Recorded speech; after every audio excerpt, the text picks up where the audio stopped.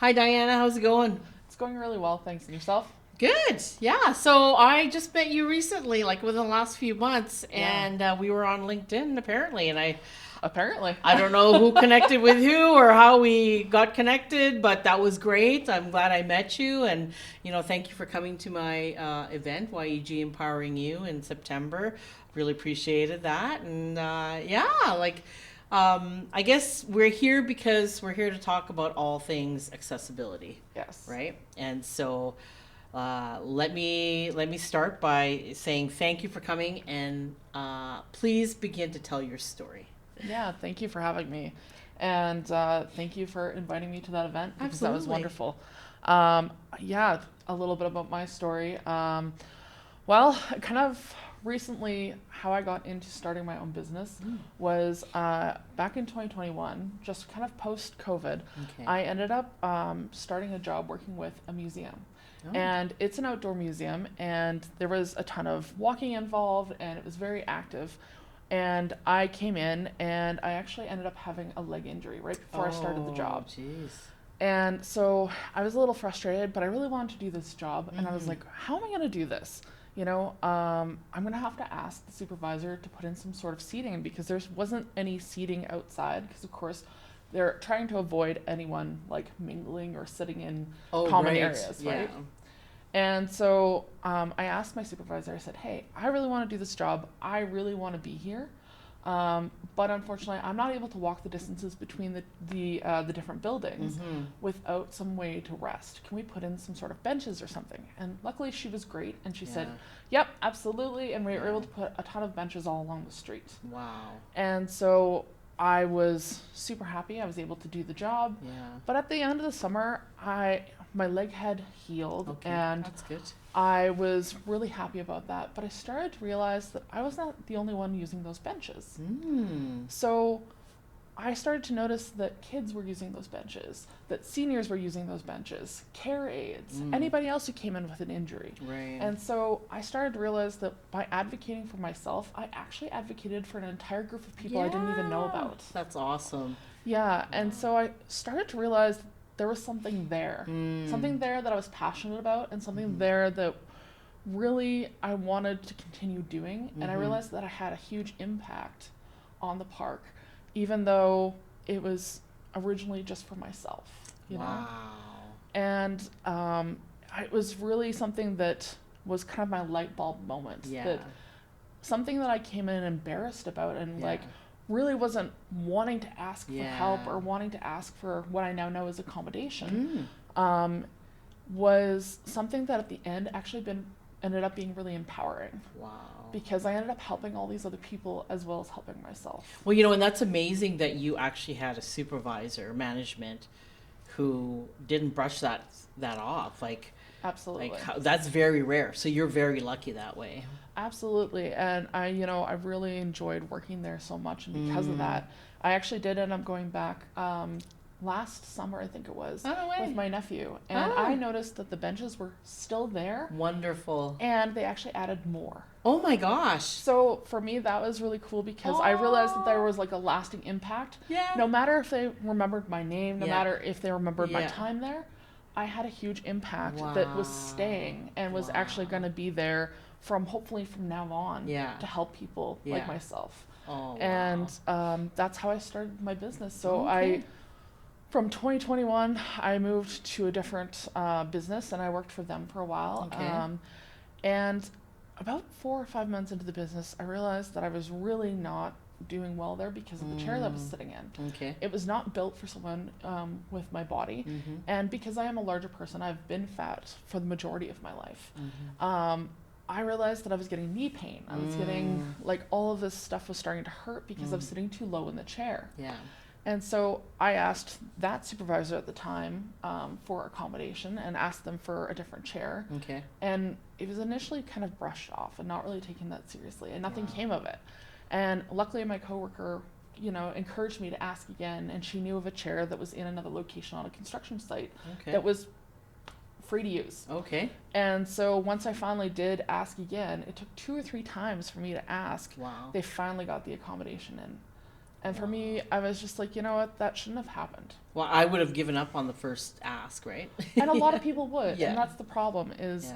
when we're talking about accommodation, all I'm asking for is to be treated like any other human being. Yeah. I'm asking for equipment that fits my body. And I'm asking for something that's going to help me be a more productive and more successful employee. Yes, of course. Because when I'm in pain and Yeah. when I'm distracted and all those things, that's really not going to help me become No. the best version of myself. Yeah. And that's not going to help the company either. Yeah. Yeah. And so for me, that's why advocation is so important. Yes. Because asking for what you need is huge. Yeah. And remembering that you're worth asking for Yeah. those things. And I think about it this way: it's not being selfish, No, right? not at all. Because you thrive when you get what you need, right? And you're not hurting anybody by doing it, right? You're No. actually helping way more people than you Yeah. realize. So that's awesome. Absolutely. And I think a big thing that I've realized is that, especially if you're a woman, we are so used to putting everyone else before us Right. and everybody else ahead of us that it's not selfish. We're bringing ourselves up to the same level that we treat everybody Yeah. else, Yeah. not above anybody else, Yeah. right? Human. Yeah, we're asking to be treated like Yeah. any other human being. Yeah. And, I think that's really important to focus on because when we think about just in general asking for accommodation, that can look like a lot of different things. Yes. For me personally, something else that I've experienced since I started this business. Now, I just started in 2024. It's okay? amazing. So I just That is started really this amazing. year. Congrats. Thank you. And one of the things that I started to do was go to markets and talk to people in the public and just have discussions with people and see, hey, this is my experience. What has yours been? Right. And I've done questionnaires and things to try and help kind of gauge what people are struggling with. Right. And I went into a business right before I went to one of these markets. And now the business is called Bear Affair Waxing. Okay. And I went in and I had been there before and they have these metal tables. And the metal tables were great, but they were on these like plastic risers. Oh. And it made me very uncomfortable because I was worried I was going to break the furniture kidding. or we're going to fall off of Yeah. it. It wasn't that Yeah. stable. And so I just made a casual comment, not with my accessibility hat on, Yeah. not with me as like as a business owner, just me as a customer coming in and saying, hey, I felt really uncomfortable. Like we made it work, but I felt really uncomfortable. I didn't feel safe. And I didn't think anything about it. I didn't go back for a couple of months and I went back to the same esthetician and I noticed they have a brand new bed there. And I was like, oh my gosh, there's a whole new bed here and it's sturdy and it's made of wood. And I was like, so I made a comment. I was like, oh my gosh, I love your new tables. Yeah. Like, and she's like, oh yeah, it was because of you. And I didn't they think of anything of listened it. to you. That's awesome. I didn't even think of anything of it. I was telling her about my story and about my business and how I've been doing all this stuff. And she's like, no, like seriously, that's the reason that this bed has changed is because of you. And I'm like, well, what do you mean? And she's like, well, I talked to the owner and the owner decided to change the table and have it custom built so that you would feel safe. Oh. And I was like, whoa, are you serious? And she's like, yeah. And she's like, so we ended up having someone custom build this bed so that you can feel safe as a customer coming in to get your waxings and all those kind of things. And I was like, that's amazing. That. And she's like, by the way, she didn't just change this bed, she changed every bed in the entire business.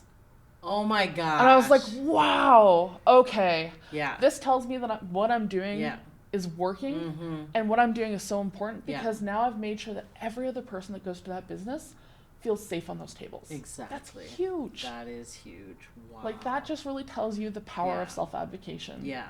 And it's not going to happen like that every single time. That was an amazing moment of customer service on their end. No kidding. However, if I hadn't said anything, yeah, nothing was going to change. There could have been some safety issues happening. There could have been some safety issues, but also nothing would have changed. Maybe I wouldn't have felt comfortable going back. Yeah, for sure. But just by asking that, now they have a customer for life because, like, let's be real. You've taken my concerns seriously, and you've also taken accessibility and size inclusion concerns seriously. Yeah. Like, customer for life. Well, so, like, what I was thinking in that aspect is, like, this organization listened to its customers, right? They thought you were a valuable customer. You mattered. and this is what they did to make you feel comfortable coming back. That is Yeah, so absolutely. wow. You can even mention their name here because that's important. Yeah, Barrow Waxing. There you go. Yeah, in Sherwood Park. Remember that. Yeah, they're an amazing business, and they've been really great about listening to feedback. And again, it's not just customer service. We're talking about safety. We're talking about accessibility. We're talking about size inclusion, because so many places day to day and every single day of my life, really, since I've started to live in a larger body, I face barriers, right? I'm facing barriers with furniture. I'm facing barriers with vehicles. And I don't think people realize how often that happens. It's not once a week. It's not just once a day. It's multiple times a day, every single day of my life when I leave my home. Right? We think about how we curate our own spaces and our own homes and how they're specific to our bodies, right? But then when you go out into the public, into businesses, those are not curated for everyone's bodies and mind. And most of the time it's unintentional that they're not thinking about people who live in larger bodies. However, when you don't, you're really saying you don't belong here. I want everyone to think about accessibility as a welcome sign. If you have an accessible business and your space is accessible, you're saying everyone is welcome here. If you have a space that doesn't do that, you're automatically giving the impression that we are not supposed to be there. Whether we live in fat bodies, whether we live in disabled bodies, right? And I think that that is such an important thing to think about, because as soon as you have a physical space, or as soon as you do advertising or anything like that, you're communicating to your client and your customer. What is your business saying? What is your business saying to other people? Because if it's not saying welcome, then you're missing out on a huge amount of people and a huge amount of money for a business. When you don't include people that live in larger bodies and people with disabilities. Do you find that it's, because now accessibility has come to the forefront quite a bit this time around. But what are you finding in your work there? Are you finding a lot of organizations responsive? Are you finding that, maybe it just, what I don't know, sort of thing, like not being educated? Like what are you seeing out there is the trend for these spaces? Well, now, not everyone is open to having accessible spaces. Really? I will say that's not everyone. Wow. And it's unfortunate, but I also say to those businesses, thank you. I won't spend my money there. I will not support you as a business. Because if you're not being inclusive to people of different sizes and to people with disabilities, you're not getting my money. And that's a really powerful thing we have to remember, is our spending dollars have power. So make sure that you're spending your money in spaces that are welcoming of all people. And to be honest, one of the things that I find, because we were just at a DEI event, a diversity, equity, inclusion, for anyone who doesn't know.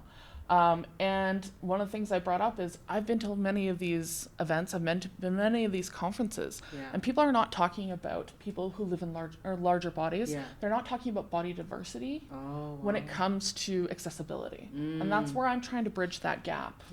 Where size inclusion has to be part of this conversation, because bodies are diverse.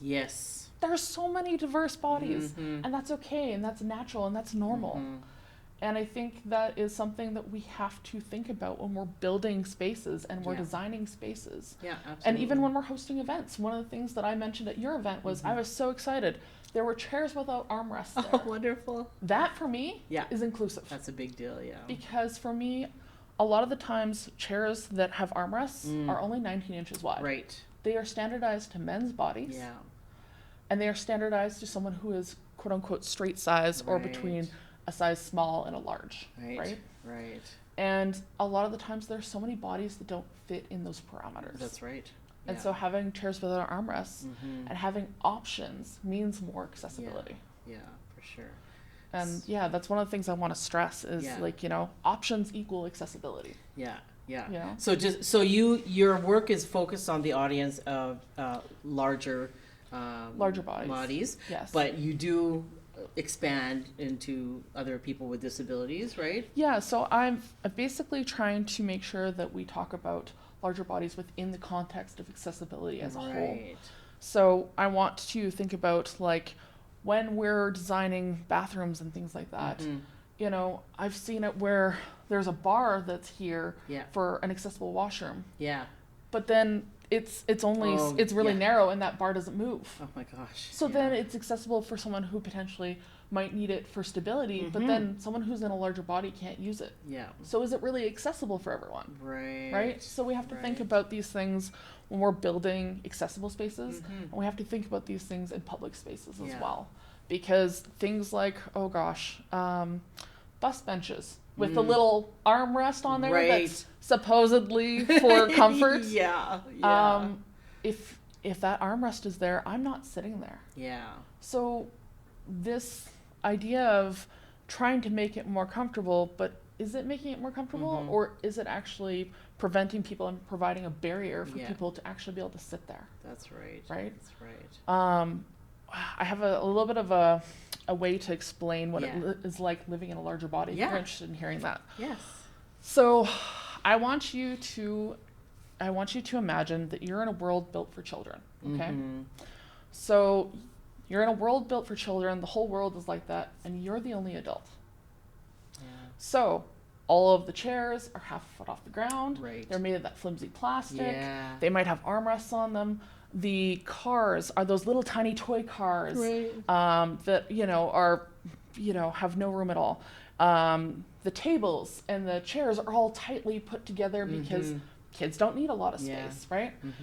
And you, as the only adult in that world, if you can sit in that chair, how long are you going to be able to sit in that chair for? Oh my God. Yeah. How long are you going to be comfortable for? Exactly. Are you worried about breaking it? That's what I was thinking. Right? Those are all my thoughts. Yeah. Absolutely. Are you worried about breaking the chair? Yeah. Is it going to do physical damage to your body? Right?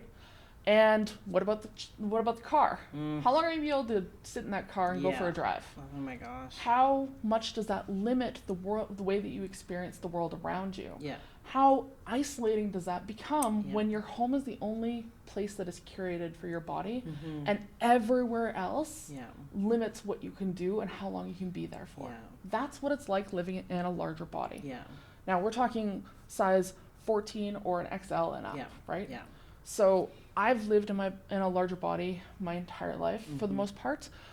Basically from puberty, I was in a larger body. Okay. And the more and more I've gone on, because I've literally been every size at this point, the more and more my body has literally not been able to fit into spaces. Yeah. And I've had more and more limitations on where I'm able to go and what I'm able to do. And as a human being, that's not okay. Yeah. Exactly. That's not okay. That's right. And if you think about it, this is an everyday occurrence multiple times a day. Yeah. And for someone who experiences that all the time, it's exhausting. Yeah. There's a lot of energy that's put into just finding to come here today was, okay, where do I park? How far do I have to walk? Yes. Are the chairs going to be able to hold me? All of those things are things that I have to think about that someone else might not have to think about. Yeah. Yeah. They might just show up. Yeah. But there's all of this other labor that I have to do ahead of time just to be able to participate the same way that everybody else does. And that's what I think, like even with my event here too, and today too, I was thinking, I want to make sure there's a chair that you are able to feel comfortable in, right? Based on the space here, right? And okay, she can park down there, there's elevators, all that kind of stuff I was cognizant about. Which is great. I was trying to figure out, like, is there anything else that I might not know about that I could accommodate for you, right? And so this is a great opportunity, of course, to educate our audience that way, right? Absolutely. Yeah. And it's something that we heard at that conference that we were just at about how if you've got the energy, because you're not wasting energy on figuring all those things out, how to give that energy and to be able to ask for those accommodations for that other person. Yeah. So that they're not having to do all of that on their own. Yes, because absolutely. Sometimes we have more energy than others based on the barriers that we experience, right? Yeah. Whether that be physical barriers or attitudinal barriers or whatever. Yeah. And I really appreciate that you had sent me, hey, this is how to get here, this is how, this is where to go, and all those kind of things, so that it was less stress for me to come here. For sure, yeah. Because what I noticed is when I had my leg injury, what it really did was it really isolated me, because after work Yeah. I really didn't want to go out places because I was worried if I was going to fit, and I was worried about how far I was going to be able to go before I was in pain and all those things. Yeah. And that, I think, is something that, you know, translates to a lot of people with disabilities. Yeah. There's a lot of those barriers Mm-hmm. that they worry about before they even get out the door. Yeah. Can I even participate in Yeah. this space? Can I participate in this activity? Yeah. Is this business Yeah. accessible? You Yeah. know? And the same with people that live in larger bodies. We have all these barriers Yeah. that prevent us from fully integrating and be able to, you know, like participate in society. Yeah. And as we learned during COVID, that is integral to who we are as for people. Sure. We need connections. We Yep. need the ability to leave our houses. Mm-hmm. Oh my gosh. Yeah. Well, and that's why I appreciated you, you know, Yeah. anytime, especially to when we were on an outing, that you and I were going to be part of. I really appreciated you messaging me and saying, well, you know, how far is the you know, the from where I can park to the entrance and all that kind of. I love those questions, right? Yeah. And I think that's important that you know, someone like me can try to find the answers for, right? And hopefully, you know, again, breaking that stereotype of thinking that everyone that comes through the door of any building is going to be whatever you think is normal anymore. There's no such thing as normal, right? So that's why I appreciate you communicating that to me. Yeah, absolutely. And that is something that I've learned to do over my lifetime in order to make sure that I'm comfortable. But again, not every person who lives in a larger body is going to have that comfort because there's been so much shame. There's been so much stigma. There's been so much anti-fat bias against us. And unfortunately, in this day and age, it's tending to get a little bit worse. Yes. And, you know, so it's something that if you want to be an ally for someone who lives in a larger body who has disabilities, these are things that you need to think about when you're planning events. Yeah. And, you know, these are things that it's something that you can take off of their plate. Absolutely. Absolutely. You know, and that's really important. Yeah. And I want to just a little bit again educate the audience here too. So someone like me who loves to be continuously curious and wanting to be educated in this world, right? I think I mentioned that I love watching My Fat Fabulous Life. Yes, right. Yes. Whitney Thor. And thank God I watched that because I learned some things about bigger humans that I didn't know about, you know. Yep. So, you know, tell the audience here kind of like, you know, maybe someone judgmentally would think, oh my gosh, you eat too much, right? That's why you're, you know, stop eating, you know what I mean? You know, maybe explain your story in terms of your health, just like Whitney Thor, on you know, the importance of knowing and not being judgmental and understanding the person in the larger body. First of all, I think the biggest thing is I'm a human being like everybody else. Yeah. And the other thing is I don't owe anybody an explanation on to why I got to this size. I deserve respect no matter what size of body I'm in. I don't have to demand respect because of that. I'm just owed that respect as a human being. And you know, for me it's been a really long journey of trying to figure out how to accept my body when society tells me that it's not okay. And I'm finally to that point at the largest size that I've ever been that I have that self-acceptance. And I now just simply ask that everyone else gets there too. And that they start to question why we are fed this story of only people in small bodies deserve love and respect. And I want to bring up the fact that the diet industry is worth trillions with a T. And us being unhappy with our bodies and us constantly striving to have smaller and smaller and smaller bodies is a great way to make money off of us. If we accept our bodies as we are and we love our bodies as we are, you know how much money they can make off of us? None. Because then we choose what other things we want to do. But when we are in constant stress and we are constantly worried about what we look like and, you know, if we've gained weight or any of this other stuff, do we have the energy to do anything else? No. And we're going to spend all that money and all that time and all that energy on trying to be in a body that is socially acceptable. But let me ask you a question. At any point in your life, Were you like, I'm 100,000% happy with my body, even when you were smaller? No. Exactly. Yeah. Exactly. Yeah. And I kid you not, even when I was in a smaller body, was I 100% happy with it? No. Yeah. Because it's not about the size of our bodies. Yeah. It's about our self-worth. Yeah. It's about who we are as people and learning that our value doesn't come from our size. Our value comes from our soul and our character and who we are as people. Yeah. Yeah. And I think that is something that, I really hope that people start to learn and accept and challenge that anti-fat bias. Yeah. And do a little bit of fat liberation work. It's something that I've done in the last couple of years that has been so helpful. Oh, that's wonderful. Where I am not afraid to use the term fat for myself. Yeah. It's a label, and it's also a way to reclaim that word from when it was used to me as a derogatory way. Yeah. I now proudly say that, yes, I'm a fat person. Yeah.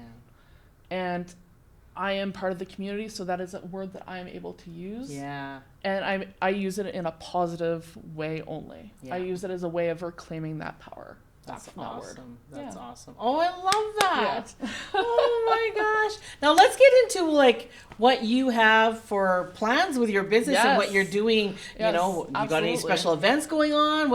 Talk to me. So, not technically part of my business, but kind of part of what I do is I'm co-hosting a used plus size clothing sale. Oh wow. November 24th from 2 to 6 p.m. Wonderful. It's at the North Glenora Community Lake. Okay.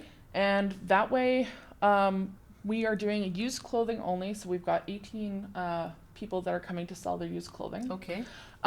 Because when you live in a larger body, access to clothing is really difficult because it's insanely expensive. Oh my first gosh. of all, $69 for a pair of pants is come on crazy. Now. Yeah.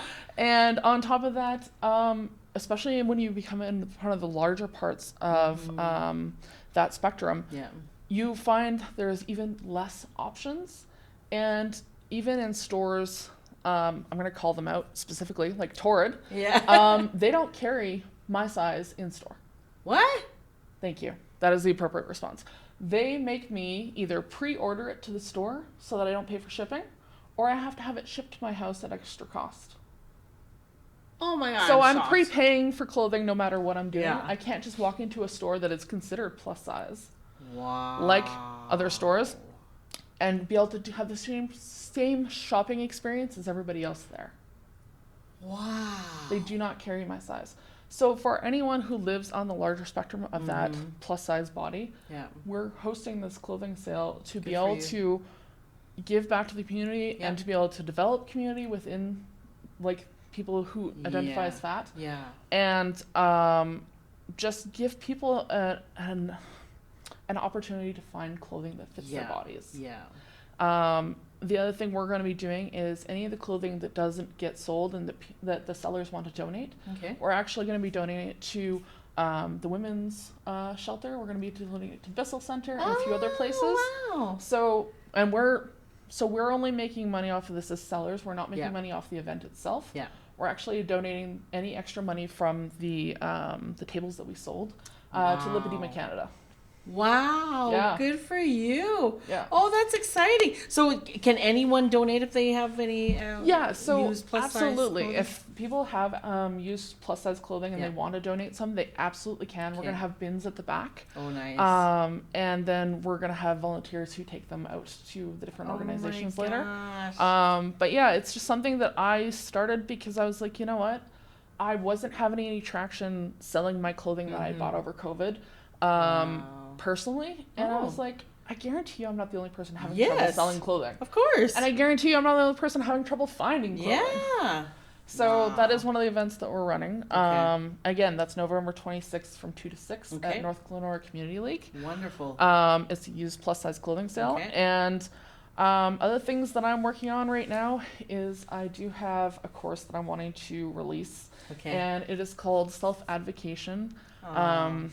Changing embarrassment into empowerment. Yay! Yeah. Oh, I love that title. Yeah, so I am going to be releasing this course for free because I think there are so many people out there that need help with that self-advocation piece. Yeah. And it's going to be just kind of like the basics of what I started to do. But then if people want, they can also contact me and work with me, because I'm helping people with self-advocation. I'm helping people with asking businesses to start really considering us. And, you know, at the end of the day, if you're not at that place where you have the energy, or if you don't have the emotional capacity to do it yourself, you can come work with me. You know? Oh, that's so lovely. So, yeah, I'm really excited for it, and I think it's going to be life-changing for a lot of people, because it was for me. Wow. You're doing good work. Wow. This Thank is you. awesome. So, Diana, before we go, Yeah. I do have an important question to ask you